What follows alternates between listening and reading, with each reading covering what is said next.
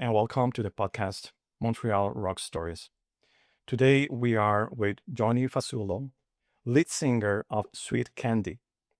He lived in the era of the 80s, the hard rock era. So, how are you? Good. Thank you very much. Great. How did you get started in music? Like, what was the first thing that made you think, I want to do music? It was back in the 80s, 83, 84. And we had a friend who actually lived close by to us and went into his home. We had like always get togethers. And he had an older brother. He had a collection of albums.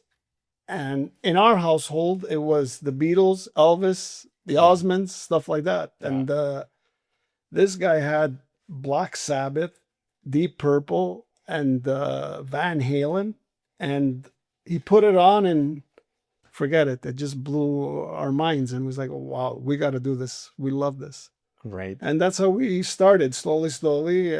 Actually, the first thing I actually did was I was playing bass just to get into a band. Okay. I didn't start singing right away. Did you started with bass because you had a bass or you were interested in the instrument? No, it's because I really wanted to do it. I wanted to get into this music thing because it looks so good. And as soon as an opportunity came up, my brother was actually the main guitar player, always playing around, but he had his own band. So I got together with some guys and they needed a bass player. I go, you know what? I will get one. And right away, I started playing bass. The first practice we ever had, the guitar player was the singer. He couldn't hit some of the notes. So I says, let me try. I always wanted to be a singer. I go, let me give it a shot. And from there on, I gave him the bass and I started singing. And, that's how I started. That's funny how Yeah. stuff like that happens, right? Yeah. Like the Van Halen brothers. Van Halen, they were switching instruments. Yeah. Eddie was playing drums first. Exactly. Oh, that's weird. It was really funny. And I did that song and I go, okay, let me do singing. Plus I loved my idol back in those days was David Lee Roth David Lee Roth. and Van Halen and that era. Oh, I wanted to be them. I wanted to be him so much. And as the years progressed, I always had that in my style when I was on shows or even in my recording, my voice. I always had that raunchy rock feel, That's what I loved. I was never a Led Zeppelin or I couldn't do it, so Okay. I went into that. And that band became Crystal? We first started with Crystal with my brother. After his band broke up and my band never made it anywhere, so we got together with my brother and we put together Crystal. And I think it lasted maybe a year, but we did one show out of it. So it was a great experience. I was 16 years old and I got to even go play a club, Do you remember where was it? Where did you play? We played Station 10. It was just across the Montreal Forum. And there was, I think every local band went there the first time because it was easy. It was a nice guy. I think his name was Casey, if I'm not mistaken. And he let everybody play his club. Okay. Good or bad, he would let you play. So then Crystal lasted for a year. Yeah, And we then lasted you about a year. moved to Then we a new split up formation. and we just started playing and listening to music. This is like maybe 86. And my brother wrote a song. We went and recorded, we demoed it, and we got together. We liked it so much, that song. It was called Hot Love. And we got together the actual Sweet Candy. Okay. And then we started going from there. Okay. So that started for Sweet Candy. Yeah. Do you remember where you record the song, the demo? We recorded, it was the first song that he wrote that we were just, me and him, we recorded in a friend had a little studio in his home. And that's where we did our first song. Back then we didn't have much money, so. Right. Yeah. And there was not much technology or studios, right? No. And then how did you record the drums? It was all with drum machines back then. Okay. Yeah. Because it was The drum a little machines were home. already Yeah. there. So we pre-did the drums and the keyboards and whatever, and we did the live guitars, live bass, and live vocals, and we made a demo, and that's what got us. Oh, that's a good song. We like it, and that's how we got the other guys come along. Great. So Sweet Candy lasted for how long? Sweet Candy lasted, I think, between 86 up until 92, the Okay. end of 92. How many shows did you play, do you think you You played? know what? From 87 all the way to 90, 91, I was playing pretty much every weekend. Wow. We were always booked. I became good friends with all the bar owners because I go, anytime you need me, just call me, I'll be there. And that's what we did. If it was at San Rock Bar, it was Jailhouse Rock, or even La Brick, or wherever, we would play. Okay, so you play La Break, you say Sam's Rock? We did this La Brick, we did the back street. It was like a little cave. I remember the Was it street. downtown? Downtown, yeah. Yeah. It was It on was the like, alley? it was like in a cave type of, and Yeah. there was very heavy, like you had to be heavy metal, which we didn't know at the time. And we started off playing Poison, and they were about to boo us off the stage, so we started doing some Ozzy and Led Zeppelin, and Okay. Metallica. But it was a great place. Okay, great. Do you remember other places that you played? We did a lot of pubs. We did outdoor festivals. In the summer, they used to have these outdoor festivals in St. Leonard. We did one of those. We did a couple. We played pretty much everywhere. Okay. It was easier then to play, right? It was easier because the music was there. It's not like today that we're trying to do the 80s. Today, it's it's a little harder, I guess, to play some of the clubs. But back then, everybody in our community they were all in our schools. We had it in our schools. Everybody was in a band, Right.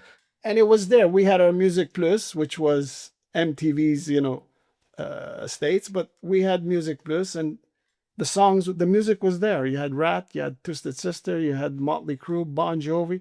I think when Bon Jovi came out with "You Give Love a Bad Name" and that video was playing, I think everybody wanted to be these guys. Yeah.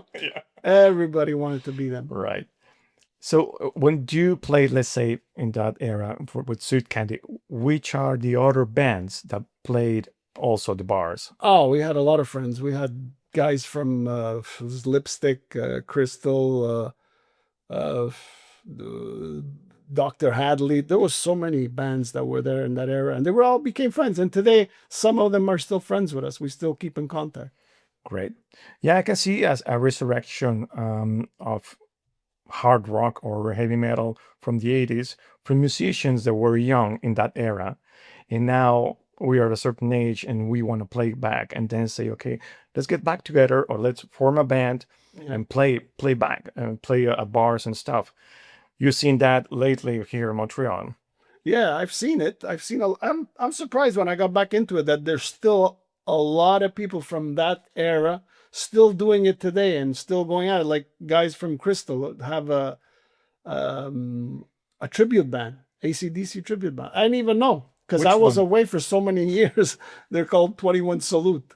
Okay. So in my head, I was like, wow, look at this. They're still actually doing it. It's great. It's good to be because it's in you. If you did it back then, you're still going to want to do it today. It's like riding a bike. Yeah. And the interest is there because people go to bars and watch those shows. Exactly. Of course, it's not 1,000 people, but it can be 100, it can be 80 people. Yeah. So that's actually good enough. Oh, yeah. It's so much fun. I love it. They're always going to love because those songs are still resonate with everybody today. There's a lot of songs that still people hear, like Crazy Train. Look at Ozzy Osbourne today. He's as popular as he was, if not more, back then. Yeah. And those songs are still there. People want to hear them. Yeah, that's for sure. You remember the first rock album or cassette that you bought with your money? Oh yeah, my first album I ever bought was Van Halen, the first Van Halen. Ah, great. Oh yeah, just the cover. Right. You wanted to, the way the poses, the way they were. Yeah. Eddie Van Halen. It was great. It was too good. And then eventually, as Motley Crue and all that came on, and forget it, you were hooked. Yeah. Okay. So you like all those bands from the 80s, from hard rock. Do you like other type of music as well? I like all sorts of music, but that's my all-time favorite. I could go into heavier rock, Iron Maiden, Judas Priest, and all this, but my main thing was I like the pop rock with the melodies and the Right. that's what was my thing. I used to love, and that even you see it even in our writing, the way we used to write our songs. Yeah, you have a little of the pop element on Yeah, we it. had that pop with that melody. We always had that harmony. Me and my brother were very good at that. That's why we've stuck together for so many years. Good. Is that we probably have similar voices. So when we do our songs together, even original, if not cover, they're always. I find they're we have similar voices. That's why it connects so great. Okay, great. So when you played in bars, what was the hardest part of playing in bars and in places in the 80s? The hardest part, Yeah. Was it equipment? Was it the public? Was it competition? you know What what it was it? is? The hardest thing was to try to get them to like you. And that is the hard thing, is to try to, because you had to give them a show, you had to Right. give them a show, and they have to be entertained. And if you don't, I'm not the greatest singer, but I try to do my part in entertaining them. And that was the best part. I used to get the crowd a lot into it. That's how I won them over. I think that that was a big part of the 80s, and the music is important, but the entertainment part was really important. Like Yeah. all the clothing, the Yeah. hair, Yeah. the show that you put up, the interaction with the public, that was a big part of it. So people were expecting that, I guess. Yes. Yeah. We put in a lot of effort, and especially in the clothing. Back in those days, I remember buying a pair of leather pants in those days, which were very expensive. Very expensive, yes. And we did it. We used to tear our jeans. We tried to look what we played. That's what it was. Yeah. And why do you think that bands or a lot of bands didn't got signed, didn't got an album, a record deal? That's what we were all hoping for, and that's what we were all aiming for. We were dreaming for that. I wish that song could get us, a record deal, but it wasn't here. This is you had to go west. You had to go to Los Angeles. That's where every band was going. Everybody was going there. If not from New York, from Pittsburgh, from everywhere, they were all going there to Los Angeles, because that's where all the great big managements and A&R people and they were signing everybody in the 80s. I guess we had to take the chance to get out and go, but in the back of our heads, I think we were all saying, but there's like thousands upon thousands of bands doing what we're doing. Could we, do you want to go there when we're comfortable in our own homes right now and under, with our parents? I don't know. Yeah, I don't know. I don't know what it took. There were a couple of bands that were able to do it. Let's say we think of April Wine or Saga, Raven, or Triumph, or Rush. But I don't know what happened. I know that those bands had big tours and they were traveling a lot. Yeah. So maybe getting out of Montreal was part of it. I think so, yeah. I think that's what it was. Like, there's also Aldo Nova that made it from here too. I don't know if you're familiar with. He was great in the early 80s, and he made it from here. I don't know why. I guess as the years progressed, everyone went, everybody was going for Los Angeles, and over here, you needed that one person that had that connection to our type of music, our style of music. Right. So there were many bands here in Montreal playing clubs.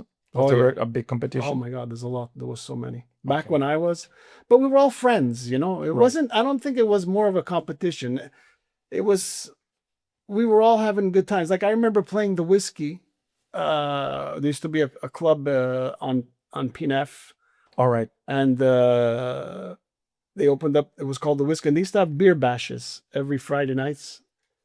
Everybody would be there. All the bands would be together. It wasn't, there was no competition. It was all, let's have some fun. Let's go play. There was no competition. I guess everybody wrote their own material privately. They did what they did. They recorded and they tried to push it on their own, But when it came time to playing live in clubs, everybody was together, I find.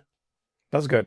And actually, I feel that today, like a lot of bands that are playing now clubs, like people our age, they're friends and they're very nice to each other. I think that it is important to to do that, support each other. For sure, for sure. And Yeah. that's what the way it was back in those days. And even today, I have guys from Lipstick from those days. He came in last year. He came and sing with me at the recording studio where we are. Ah, great. You know, and some other friends too. They come by. We jam. There's no. I don't think everybody supported each other back then, and we all played together. Sometimes we do shows together. Right. You know, it was a lot of fun. It was a lot of fun. You mentioned something that is important. You in a recorder studio where you practice. This is Bass Bin. Yeah. Bass Bin is well known and is one of the many studios that we have today. Back in the day, we didn't have that. So No. what could have changed back then that could have made it easier or better for bands, apart, let's say, the studios? Well, back then you see what it is, we were kids and we didn't make money like we are today. That's one issue is that we could afford this today. Back then we'd play in our garage or in our basement and we didn't have to pay rent. Here you got to pay rent. Here you Right. got to pay for. So that's one thing. And what the great thing about today is that they give you the whole sound system is there for you. All your instruments are there for you. Right. You just come in, like especially me. I walk in and I sing. Everything's there for me. The studio's there. I got the PA. I got the mics. You know, even Technician. everything's there. Back then, even when we'll do a show, you had to load up the car, load up the truck, and let's go to this gig and bring it back. And it was hectic, you know. Yeah. It was a lot of work, but everybody loved doing it. We loved to do that. It was so much fun. So you learned to do it because actually there were no PAs or there were no PAs as they exist today. Exactly. So you breed your amps and then you were like a little console or whatever, just saying. That's it. Now that we have shows like the stadium tour that happened in 2024 with bands like Poison, Def Leppard, Motley Crue, Joan Jett, a lot of bands are playing right now big cities and they coming back to touring at large like they used to be in the 80s. So I think that there is also an audience for that. Like I think that we want to do it because we love playing, but if there is also that interest of the people, I don't know if you heard about the Monsters of Rock cruise. Yeah. Which is also it's one cruise ship full of people that go only to hear music, and there's band playing in the pool area and in the theaters and stuff. So what do you think of that? That the people that are interested in that, is it people from our age? Because I can see it also young people interested in that. There is a lot of young people that are interested. You see it when you watch their shows or on social media. You actually see it. There's so many generations. There's our generation and there's today's generation that still love to hear that music. It's because of us, because we grew up with it and we're playing it in our cars, we're playing it in our homes, and I got my son who loves my music because he grew up listening to it because of my younger brother. Great. And today he plays in my band. Oh, really? Which is amazing for me. He's my drummer. He's a drummer. Oh. And he did that for a couple of years. And now that I'm doing this, he actually says, I was looking for a drummer. He goes, let me give it a shot. And he's there. And we're a difference in age. And he still loves this music. He loves Guns N' Roses. He loves Poison. He loves Motley. He loves all these bands. That's amazing. So from the people that you used to play with, that you know from the time, those people, do you still are you still in contact with those people? We see each other through social media, more or less, because everybody has their own families. They all have their own thing going on. Even they're still in music. That I know because I see it on the social media. They're still recording. They're still writing songs. Some of them are still playing shows.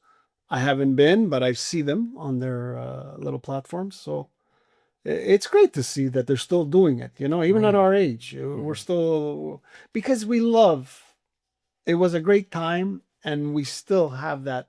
Not to, back then we were thinking of, oh, we want to get signed, we want to make it big, we want to do Yeah. this one. Today it's a whole different, we just want to go out there and have fun. Yeah. And Right. that's why we do it, I guess, because we just love that feeling of, playing that guitar or singing, and it was so amazing. And I get nervous when we cannot play. Let's say somebody doesn't want to practice tomorrow.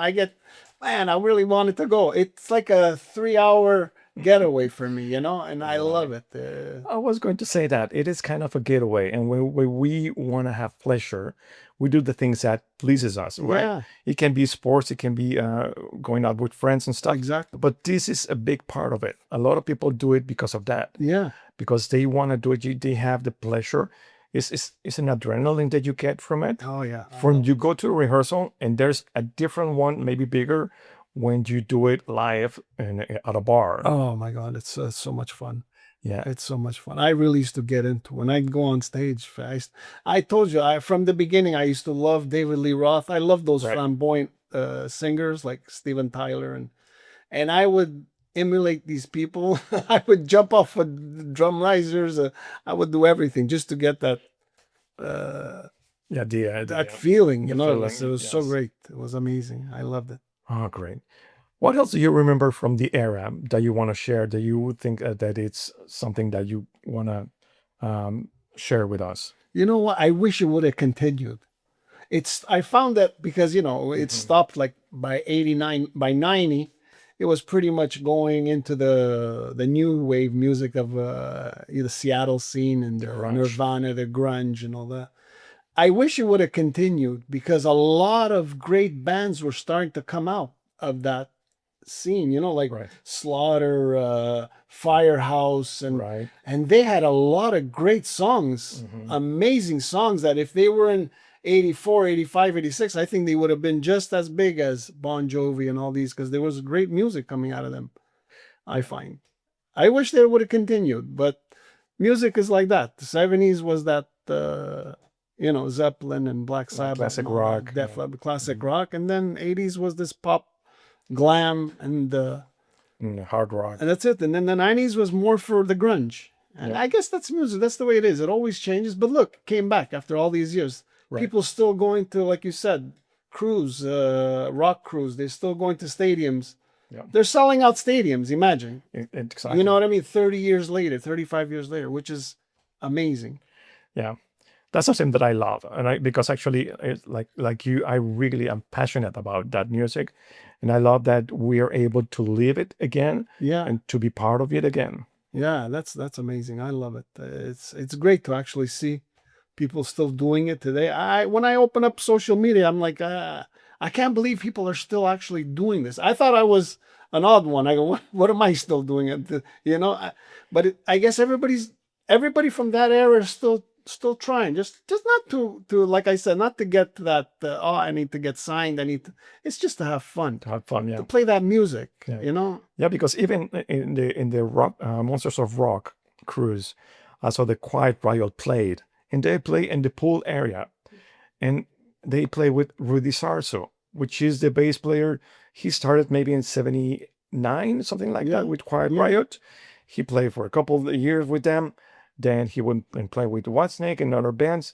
And he, like you say, he's still doing it. And he's not about, oh my God, let's get a Yeah, big show or and get exactly. signed or whatever.